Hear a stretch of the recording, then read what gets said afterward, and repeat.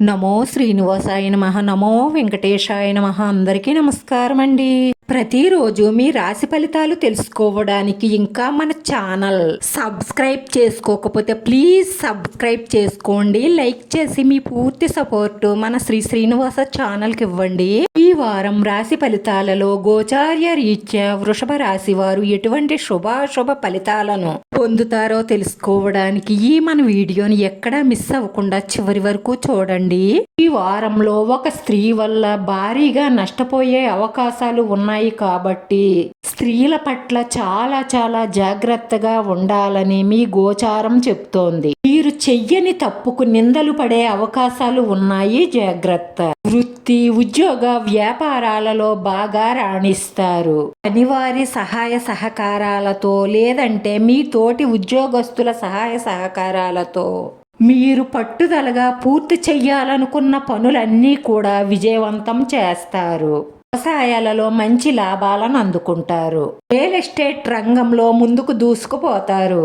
జీవిత భాగస్వామి విషయంలో కానీ వ్యాపార భాగస్వామి విషయంలో కానీ చిన్న చిన్న మనస్పర్ధలు వచ్చే అవకాశాలు ఉన్నాయి. వాటిని తెలివితేటలతో పరిష్కరించుకోండి. రాజకీయ రంగాల్లో ఉన్నవారికి జనాకర్షణ పెరుగుతుంది.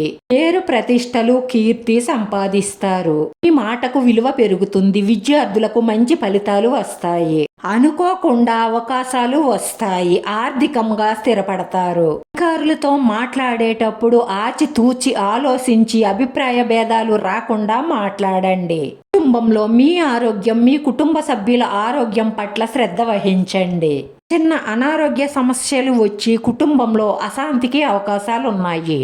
రాశివారి పరిహారంలో సత్యనారాయణ స్వామిని దర్శించుకోవడం, సూర్యాష్టకం పారాయణం చేయడం వల్ల మనసులో ఉన్న కోరికలన్నీ నెరవేరి మానసిక ప్రశాంతత లభిస్తుంది.